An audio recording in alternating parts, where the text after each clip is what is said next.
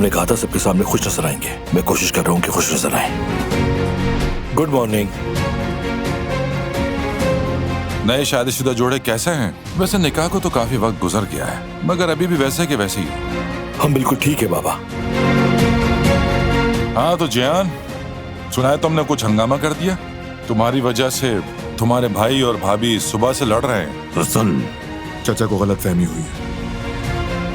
हम कारब खानदान के सामने नीलामी हार गए। अब हमें पूरी ताकत से मुकाबला करना होगा। हम भी देखें एमी ओगलू अस्पताल में कौन कौन से राज छुपे हैं। हर एक के बारे में तफसील चाहिए मुझे शाहिद। तुम बारान की बातों को दिल पर मत लो। वो चौंक गया जब तुमने कहा कि पढ़ाई छोड़ दोगे। मैं पढ़ाई छोड़ दूंगा, ये मेरा आखिरी फैसला है। वक्त पीछे की तरफ नहीं जाता जिहान, तुम गलती कर रहे हो। मैं संभाल लूंगा, आप फिक्र मत करें। वो बच्चा नहीं, तुम उससे जबरदस्ती नहीं कर सकते। तुम ज्यादा ही जज्बाती हो रही हो। जब तक हम दोनों अक्लमंद माँ बाप नहीं बन जाते, बच्चा भी पैदा नहीं करते। क्या ख्याल है? क्या कहा अभी तुमने? यही कि हम माँ बाप बनने के काबिल नहीं हैं।